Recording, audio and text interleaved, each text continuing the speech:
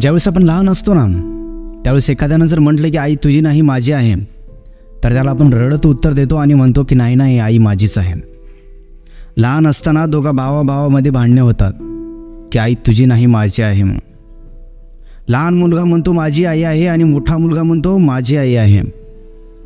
परंतु आई मात्र त्या दोघांनाही समजावून सांगते आणि म्हणते, बाळांनो तुम्ही रडू नका किंवा भांडणे करून घेऊ नका, मी तुम्हा दोघाची आई आहे बरं का, असं म्हणते. त्या दोघाची समजूत घालते. परंतु तेच मुलं मोठी झाल्यानंतर आपल्या आईला म्हणतात की आई तू माझी नाही आहेस, तू मोठ्या दादाची आहेस. तर लगेच मोठा भाऊ पण म्हणतो तू माझी नाही आहेस, तू लहान भावाचीच आहेस, तू त्याच्यावरच प्रेम करत होतीस ना, आता तोच तुला सांभाळणार. काय वाटत असेल हो त्या आईवडिलांना. ज्या आईवडिलांनी लहानाचं मोठं केलं, तळहाताच्या फोडासारखं त्यांना जपलं, तेच मुलं आई म्हातारी झाल्यानंतर आईला कोण सांभाळणार म्हणून भांडणे करून घेतात. ज्या मुलांना तळहाताच्या फोडासारखं सांभाळलं, ते मुलं आज म्हणत आहेत की आई माझी नाही आहे, आई तुझी आहे. जी मुलं लहान असताना माझी आई म्हणून भांडण करत होती, तिच्यासाठी रडत होते, तीच मुलं आज म्हणत आहेत की आई माझी नाही आहे, आई तुझी आहे. आणि आजकालच्या जगामध्ये हेच चालू आहे. आईला कोण सांभाळणार हा सगळ्याच मुलांना पडलेला प्रश्न आहे. हे शब्द ऐकताच त्या आईला किती वेदना, किती दुःख होत असेल. ती कदाचित विचार करत असेल की ज्या मुलांना मी लहानाचं मोठं केलं, इतक्या मेहनतीने इतक्या कष्टाने मी त्यांना वाढवलं, त्याचा सांभाळ केला, आज तीच मुलं मला नाकारत आहेत, आज तीच मुलं मला सांभाळण्यासाठी भांडणे करून घेत आहेत. किती दुर्दैवाची गोष्ट आहे. आजची कथा पण अशीच आहे. एका आईला 3 मुलं असून सुद्धा त्या म्हाताऱ्या आईला सांभाळण्यासाठी कोणच तयार नव्हतं. आणि तिन्ही पण नोकरदार होती बरं का. तिन्हीही मुलं नोकरदार असून सुद्धा त्या म्हाताऱ्या आईला कोणच सांभाळत नव्हतं. विचार करायला लावणारी गोष्ट आहे.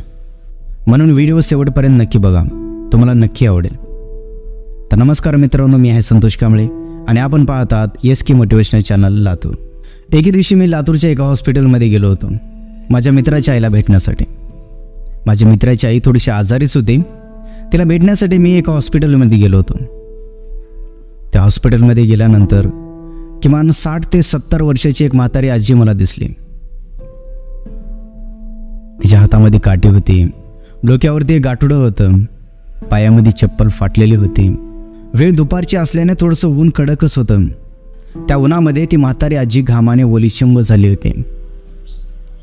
त्या दवाखान्यामध्ये येणाऱ्या जाणाऱ्याला ती म्हणत होती, माझ्या बाळांनो मला कुणीतरी 10 रुपये द्या रे, मला कुणीतरी 10 रुपये द्या, असे त्या प्रत्येक येणाऱ्या जाणाऱ्याला ती म्हणत होती.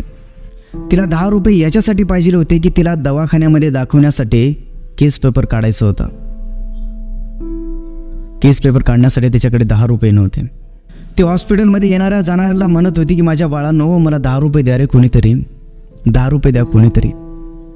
मोठ्या आशेने ती भीक मागत होती प्रत्येकाकडे. परंतु त्या म्हाताऱ्या आजीच्या हाकेला कोणीही धावून येत नव्हतं. सगळेजण बघत होते, सगळेजण ऐकत होते, परंतु तिला कोणीही मदत करायला तयार नव्हतं. ती म्हातारी आजी रडत म्हणत होती, माझ्या बाळांनो कोणीतरी द्या रे मला 10 रुपये, कारण की ती आजारी होती. मी सगळं दृश्य पाहतच होतो. हे पाहून मला थोडंसं दुःखच वाटलं.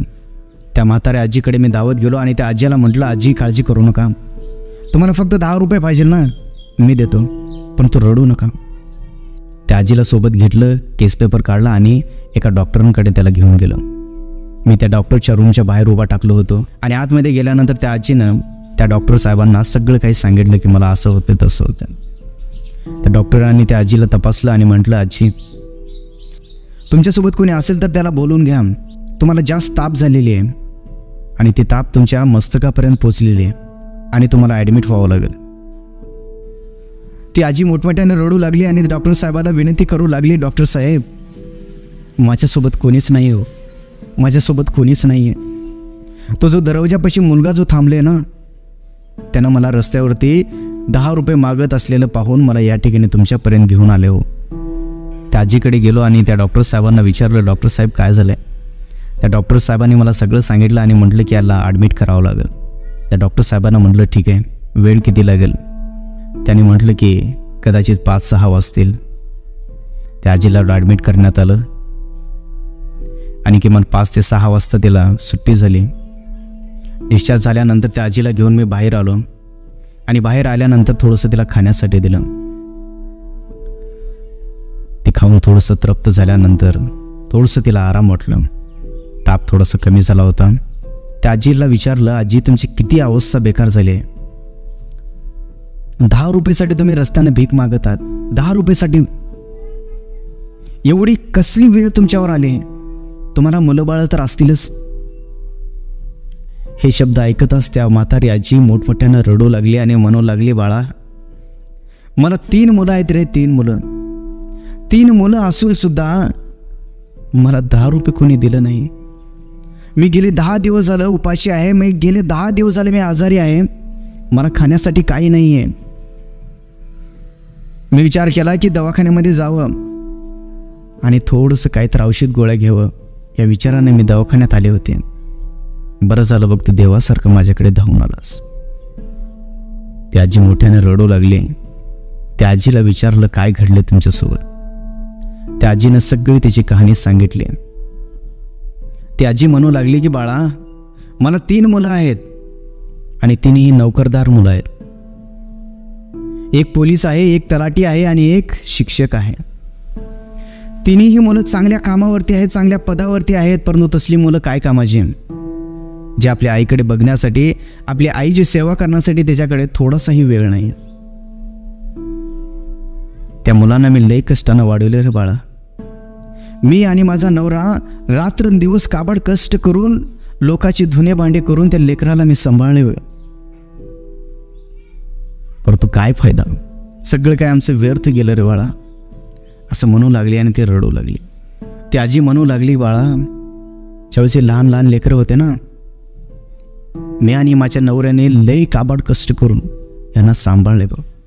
लहानाचं मोठं केलं, कसे बसे लेकरं मोठं झाले आणि मोठे झाल्यानंतर चांगल्या कॉलेजलाही त्यांना टाकलं. चांगले मुलंही माझी शिकली आणि शिकून मोठी झाली. त्यांना नोकरीसाठी पैसे कम पडत होते. मी आणि माझ्या नवऱ्याने विचार केला की आपल्याकडे 12 एकर जमीन आहे, त्याला ठेवून काय करायचे. मुलांना आज नोकरी जर लागली तर उद्या अजून जमीन घेता येईल, असा विचार करून आम्ही गावाकडची 12 एकरची जमीन विकून टाकली. ती जमीन विकली आणि आम्ही त्या जमिनीचे पैसे आलेले, जेवढे पैसे आले होते ते सगळे पैसे यांच्या नोकरीसाठी आम्ही घातले. तिघांनाही नोकरी लागल्या, तिघांचेही लग्न केले. परंतु दुर्दैवानं आमच्यासोबत वाईटच झालं. आम्ही ज्या गोष्टीचा विचारही नाही केला ती गोष्ट आमच्यासोबत घडली. यांच्यासाठी आम्ही जमीन विकली, 12 एकर जमीन विकली आणि आज ती मुलं आम्हाला बघण्यासाठी सुद्धा तयार नाही आहे. किती दुर्दैवाची गोष्ट. आमचं नशीबच फुटकं म्हणावं. तिघाची लग्न झाली आणि लग्न झाल्याबरोबर एक 10 ते 15 दिवसामध्ये त्यांनी त्यांच्या बायका घेऊन सोबत गेले. ज्या ठिकाणी ते काम करत होते त्या ठिकाणी गेले.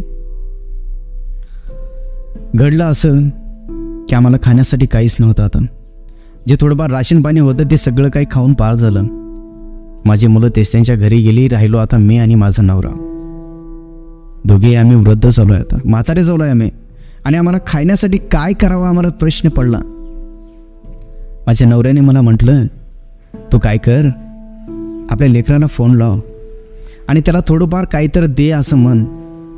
मी थोडंसं बाहेर जातो आणि गावामध्ये कोणी थोडंफार देतं का बघतो पैसे. शेजारच्याला म्हटलं की बाळा माझ्या मुलाला फोन लावून दे रे. त्यांनी फोन लावून दिला. माझ्या मुलाने फोन उचलला आणि त्या मुलाला बोलले मी, बाळा तू गेल्यापासून आम्हाला खाण्यासाठी काहीच नाही रे. मी आणि तुझे वडील दोघी उपाशी आहे. खाण्यासाठी काहीच नाही आहे. ज्वारी नाही आहे घरामध्ये, भात करून खावं म्हटलं तर तांदूळ नाही आहे, काहीच नाही रे बाळा. आम्ही कसं खावं, काय करावं, आमच्यामुळे सगळ्यात मोठा प्रश्न पडलेला आहे बघ. थोडंफार तुझ्याकडे पैसे असले तर मला देतोस का. त्या मुलाने साफ नकार दिला. आई माझ्याकडे वेळ नाही आहे तुला बोलण्यासाठी, मी कामामध्ये व्यस्त आहे आणि लग्न होऊन थोडेच दिवस झाले ना, इथं मला रूम भाडं द्यायचे, आम्हाला पण खाण्यासाठी काही नाही आहे, याचा तू विचार करत आहेस का, असं माझ्या मुलाने म्हटलं. तर तू काय कर, आता मोठ्या दादाला फोन लाव आणि त्याला विचार, कदाचित त्याच्याकडे असेल तर तो थोडेफार पैसे तुला देईल आणि तुला मदत करेल. माझ्या मोठ्या मुलाला फोन लावले. मोठ्या मुलानं पण साफ नकार दिला. आई माझ्याकडे पैसे नाही आहेत म्हटलं. मी रडत ते फोन त्याला दिला आणि माझ्या घरी गेले. घरी गेल्यानंतर माझा नवरा आला. नवऱ्यालाही कोणी मदत केलं नाही. नवऱ्याने विचारला काय म्हणले लेकराने. ती आजी म्हणाली की मी रडू लागले आणि माझ्या नवऱ्याला सांगितले की अहो आपल्या मुलाने आपल्याला पैसे नाहीत म्हणले. हो नाहीत म्हणले पैसे.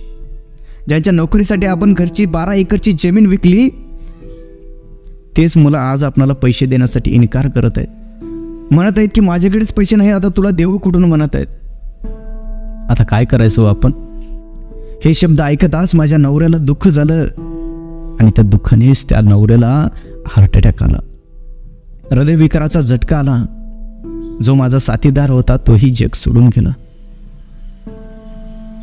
मी विचार केले होते मुलाने सोडलं तर सोडलं, माझं जीवनसाथी तर माझ्यासोबत आहे, परंतु तोही मला एकटा सोडून गेला. मुलांना फोन केला, बाळांनो असं असं झाले रे, तुझे बाबा हे जग सोडून गेले. मुलं म्हणू लागली आई आता घराकडे येण्यासाठी आम्हाला वेळ नाही आहे. आता काय कर, मी मोबाईलवरती पैसे पाठवतो, आम्हाला यायला उशीर होईल, तुम्ही अंतिम संस्कार करून घ्या.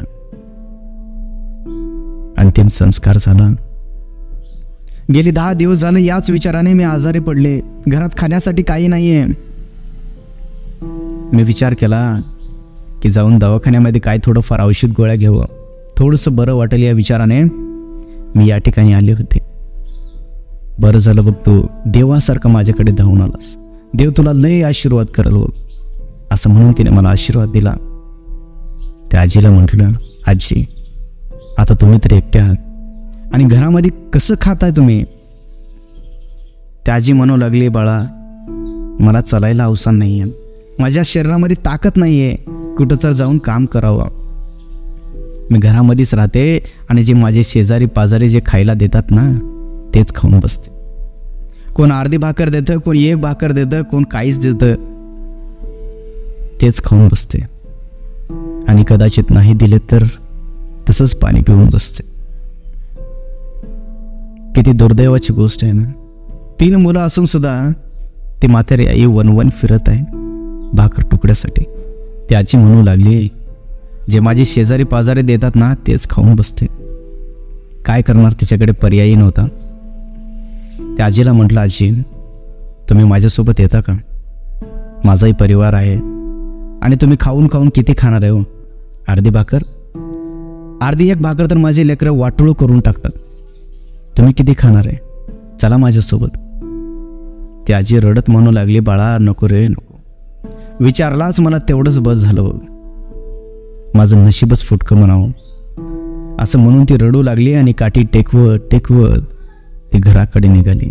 प्रियानो, विचार करायला लावणारी गोष्ट आहे. ज्या आई वडिलांनी आपल्या लेकरांना तळहाताच्या फोडासारखं जपलं, त्यांच्यासाठी नाही ते केलं, त्याच आई वडील आज रस्त्यानं भीक मागत आहेत. खाण्यासाठी मजबूर आहेत, खाण्यासाठी मजबूर. किती खाणार आहेत त्यांनी, अर्धी 1 भाकर. अहो ते सकाळी जेवले तर संध्याकाळी जेवण करतात आणि एवढ्यासाठी आपण त्यांच्याकडे दुर्लक्ष करतो. त्यांनी जेवढे खातात ना त्याच्यापेक्षा जास्त आपली लेकरं वाटोळं करून टाकतात, वाटोळं. तरी पण आपण त्यांना सांभाळण्यासाठी तयार नाही. त्या म्हातारीचे 3 मुलं नोकरदार असून सुद्धा तिला कोणीही सांभाळत नव्हतं. किती दुर्दैवाची गोष्ट आहे. किती दुःख, किती वेदना होत असतील त्या म्हातारीला. तिने विचार करत असेल की देवा असली मुलं पुन्हा तर जन्म मला देऊ नको. तिने म्हणत असेल, देवाला विनंती करत असेल, असली मुलं मला पुन्हा देऊ नको. आणि आजकाल हेच चालू आहे. आई वडिलांना कोण सांभाळणार हा सगळ्याच मुलांना पडलेला प्रश्न आहे. प्रियानो,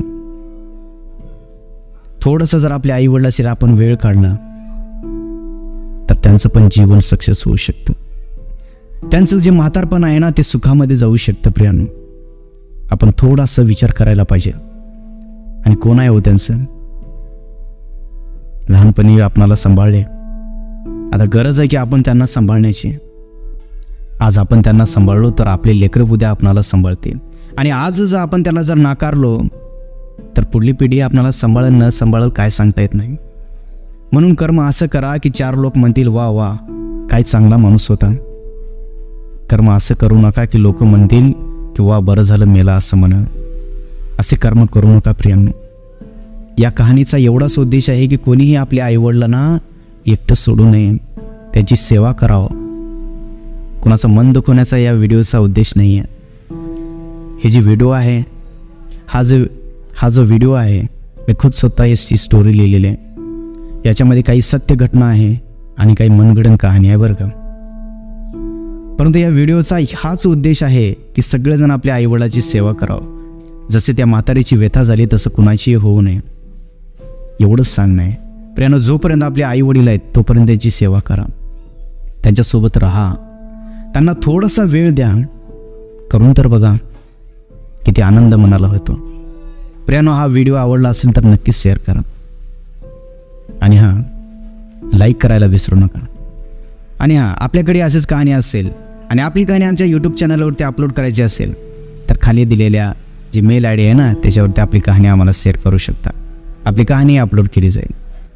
तर चला आपण भेटूया आणखीन असेच नवीन व्हिडिओमध्ये.